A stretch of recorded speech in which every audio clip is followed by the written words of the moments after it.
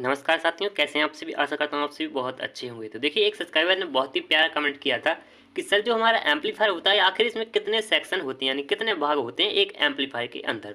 तो आज की वीडियो में इसी टॉपिक पर चर्चा करने वाले कि आखिर एक एम्पलीफायर के अंदर कितने भाग होते हैं और इन्हें क्या क्या बोला जाता है और क्या क्या इनके नाम होते हैं और इनके क्या क्या काम होते हैं।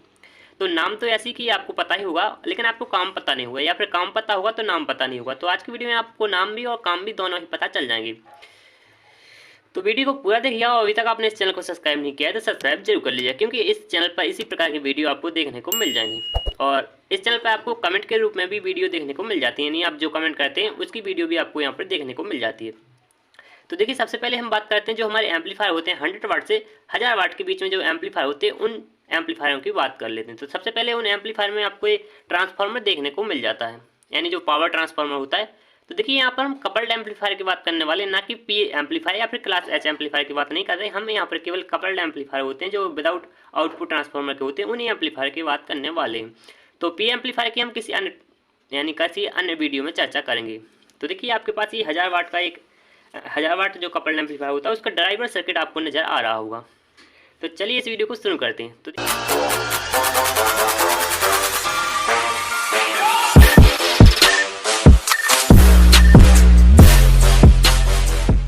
देखिए, सबसे पहले आपको यहाँ पर एक ट्रांसफार्मर देखने को मिल जाता है जो कि एम्पलीफायर के रिक्वायरमेंट के हिसाब से उसकी वोल्टेज होती है, जैसे कि 55 या फिर 30 जितनी एम्पलीफायर की रिक्वायरमेंट होती है उतनी वहाँ पर का एक ट्रांसफार्मर होता है। और ट्रांसफार्मर की जो प्राइमरी वाइंडिंग होती है वो 220 वोल्ट की होती है। तो फर्स्ट हमारा ट्रांसफार्मर हो गया हमारा यहाँ पर पावर सप्लाई, जिसमें आपको ब्रिज रेक्टिफायर और जो फिल्टर कैपेसिटर होते हैं वो देखने को मिल जाते हैं। फिर इसके बाद आता है हमारा ड्राइवर बोर्ड। तो ड्राइवर बोर्ड आप देख रहे हैं, एसी सर्किट को हम ड्राइवर बोर्ड बोलते हैं। और फिर इसके बाद आपको एक आउटपुट स्टेज भी देखने को मिल जाती है। तो यहाँ पर आप देख सकते हैं कि बहुत सारे ट्रांजिस्टरों को पैरेलल में कनेक्शन करके यहाँ पर एक आउटपुट स्टेज बनाई जाती है। तो देखिए, यहाँ पर आप देख सकते हैं कि ये आउटपुट स्टेज है और इसके कनेक्शन कुछ इस प्रकार से यहाँ पर हो जाते हैं। तो देखिए, ये प्लस प्लस से कनेक्ट हो जाता है, VCC से कनेक्ट हो जाता है, फीडबैक से, और बी माइनस कनेक्ट हो जाता है। यहाँ पर बी देख रहे हैं, माइनस सप्लाई से कनेक्ट हो जाती है। यहाँ पर जो GND है वो GND के साथ कनेक्ट हो जाता है। तो इस प्रकार से एक आउटपुट स्टेज भी आपको एम्पलीफायर में देखने को मिल जाती है। और इसके बाद आपको यहाँ पर एक और सेक्शन देखने को मिल जाता है जिसमें हम जिसे हम प्री एम्पलीफायर बोलते हैं। तो देखिए, एम्पलीफायर के अंतर्गत आता है हमारा वेस्ट, ट्रेबल और मिड वगैरह, या फिर गैंग कंट्रोलर सर्किट होते हैं, यानी जितने भी आपको पोटेंशियल मीटर देखने को मिलते हैं वो हमारे प्री एम्पलीफायर के अंतर्गत आते हैं, क्योंकि प्री एम्पलीफायर से ही हम वहाँ पर फ्रिक्वेंसी को कंट्रोल कर सकते हैं।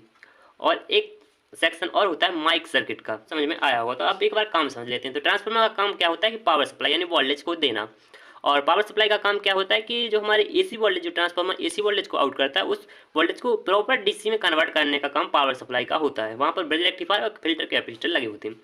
और ड्राइवर बोर्ड का काम क्या होता है कि जो भी हमारे प्री एम्पलीफायर से आउटपुट मिलता है उस आउटपुट को एम्पलीफायर करना। और आउटपुट स्टेज का काम क्या होता है कि जो ड्राइवर बोर्ड ने जो भी यहाँ पर आउटपुट दी उस आउटपुट को और ज़्यादा एम्पलीफाई करके हमें स्पीकर यानी और एम्पलीफाई करके स्पीकर तक पहुँचाना। तो स्पीकर का काम क्या होता है कि हमें वो साउंड सुनाई देती है। तो इस प्रकार से आउटपुट स्टेज का काम क्या होता है कि जो हमारी साउंड होती है उसे एम्पलीफाई करना, यानी बढ़ाने का काम हमारी आउटपुट स्टेज करती है। और प्री एम्पलीफायर का तो आप पता ही है कि फ्रिक्वेंसी को कंट्रोल करने का काम प्री एम्पलीफायर करता है।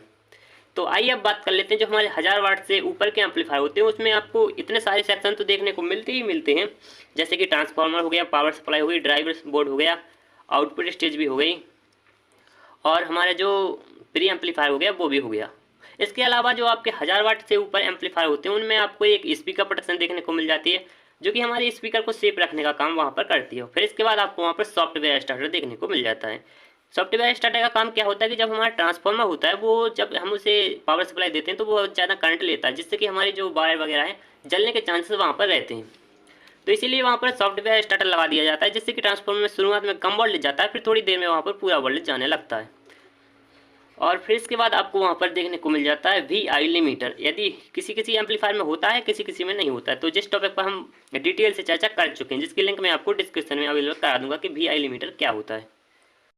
ओवरलोड प्रोटेक्शन तो आपको स्पीकर प्रोटेक्शन में ही देखने को मिल जाती है, तो ओवरलोड की हम यहाँ पर चर्चा नहीं करने वाले, क्योंकि स्पीकर प्रोटेक्शन है तो उसमें ओवरलोड होता ही है, या फिर VI लिमिटर का सर्किट है तो उसमें भी ओवरलोड का ऑप्शन आपको देखने को मिल जाता है। तो इसके बाद एक सर्किट और होता है जिसे हम DCU बोलते हैं, यानी DC ऑफसेट वोल्टेज। तो किसी किसी एम्पलीफायर में DC offset voltage controller circuit भी लगा होता है, जिस पर भी हम एक डिटेल में वीडियो बना चुके हैं और जिसकी लिंक मैं आपको डिस्क्रिप्शन में प्रोवाइड करा दूंगा। तो देखिए इतने सारे सेक्शन होते हैं आपके प्री एम्पलीफायर के, यानी एक एम्पलीफायर के अंदर। तो पी एम्पलीफायर की नेक्स्ट वीडियो में चर्चा करेंगे कि कितने भाग पी एम्पलीफायर में होते हैं। तो देखिए एक टॉपिक और भी आता है जो ड्राइवर बोर्ड है, इसके भी यानी ड्राइवर बोर्ड के भी कुछ सेक्शन होते हैं, भाग होते हैं, जैसे कि इनपुट स्टेज हो गई, वॉइसिंग सेक्शन हो गया, या फिर ड्राइवर स्टेज हो गई। तो देखिए इतने आप ये 4 ट्रांजिस्टर दिख रहे हैं, इतना सेक्शन, ये इसका ड्राइवर स्टेज कहलाता है और इसका वॉइसिंग सेक्शन कहलाता है ड्राइवर बोर्ड का, और इसे हम इनपुट स्टेज बोलते हैं ड्राइवर बोर्ड की, या फिर एम्पलीफायर की इनपुट स्टेज ये होती है।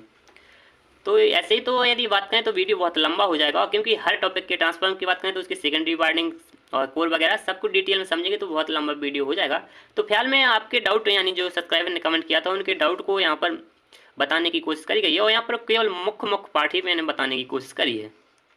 तो अदरवाइज यदि आप डिटेल में समझना चाहते हैं कि ड्राइवर बोर्ड क्या होता है, ये कैसे काम करता है, इसमें कितने सारे सेक्शन होते हैं, ट्रांसफार्मर क्या होता है, कैसे काम करता है, इसमें कितने सारे सेक्शन होते हैं, जो हमारी आउटपुट स्टेज होती है कैसे होती है, प्री एम्पलीफायर में कितने सारे सेक्शन होते हैं, तो इनके लिए एक एक वीडियो आएगा यदि आप कमेंट करते हैं तो जिनमें डिटेल से आप जान पाएंगे कि स्पीकर प्रोटेक्शन क्या होती है, DCU क्या होता है, VI लिमिटर क्या होता है, ओवरलोड क्या होता है।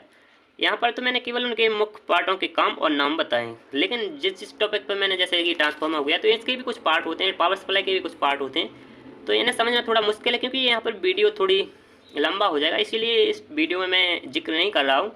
यदि आप कमेंट करते हैं तो मैं वहाँ पर जिक्र करने की कोशिश करूँगा, यानी एक एक वीडियो, हर टॉपिक पर एक वीडियो आएगी, जैसे ड्राइवर बोर्ड पर एक वीडियो हो गई, ट्रांसफार्मर पर एक वीडियो हो गई, पावर सप्लाई पर एक वीडियो हो गई, आउटपुट स्टेज पर एक वीडियो हो गई, स्पीकर प्रोटेक्शन पर एक वीडियो हो गई, ऐसे वीडियो आएंगे तो आप वहाँ पर डिटेल से समझ सकते हैं। तो इसकी मैं एक प्लेलिस्ट बनाकर आपको अवेलेबल करा दूंगा, यदि आप कमेंट करते हैं तभी मैं ये काम करूँगा, क्योंकि बताने को तो बहुत कुछ है लेकिन टाइम नहीं मिल पाता, इसीलिए मैं आपको यहाँ पर यदि आप कमेंट करते हैं तो बताने की कोशिश करूँगा। और संडे आ रहा है तो आपके वहाँ पर डाउट सेक्शन भी होने वाला है, तो मैं वहाँ पर लाइव आऊँगा, जितने भी बजे आऊँगा तो मैं आपको वहाँ पर शनिवार को आपको बता दूंगा कि मैं इतने बजे लाइव आऊँगा, तो आप वहाँ पर कमेंट भी पूछ सकते हैं। तो आशा करता हूँ आप लाइव सेक्शन में जरूर से जरूर ज्वाइन हो जाइएगा। तो आज की वीडियो बस इतना ही, मिलती किसी अन्य वीडियो, जब तक के लिए जय हिंद, वंदे मातरम।